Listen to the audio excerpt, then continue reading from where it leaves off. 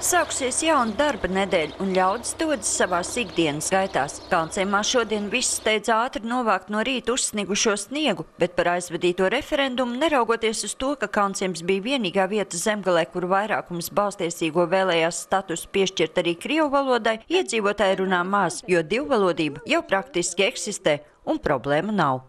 Mums nekādas domstarpības nav ne ar vienu. Un kā jums šķiet, vai tas referendums krievalodīgos un latviešus savienoja, vai tieši otrādi vēl vairāk? Man liekas, kas otrādi manā skatījumā. Нет никакой, по-моему, проблемы.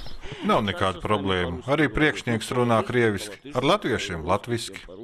Bibliotekās satiktās dāmas stāsta, ka referenduma rezultāti nav pārsteiguši, un arī vietējo iedzīvotāju izteiktais atbalsts krievu valodai nesot nekas negaidīts.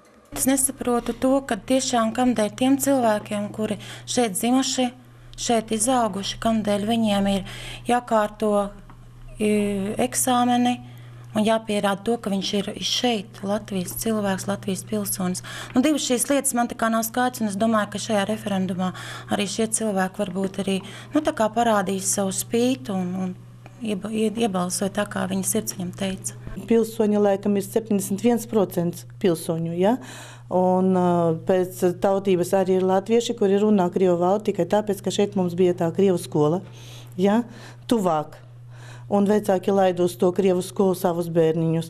Tāpēc grūti pateikt to visu, mums tā īpatnēja situācija Kalnciemā ir. Šodien kādreizējā krievu skola kļuvusi par latviešu, un atkal visi bērni ir vienkopus, bet problēmas tas neradot ne stundās, ne pēc tām. Arī kultūras namā pasākumi notiek divās valodās, vien mazliet bažas raisot latvisko tradīciju saglabāšanu, bet gan latvieši, gan krievu valodīgie uzsver, ka šāds referendums ir bijis pilnīgi lieks. Sandra Leitāne, Andris Pāns, TV Spektrs.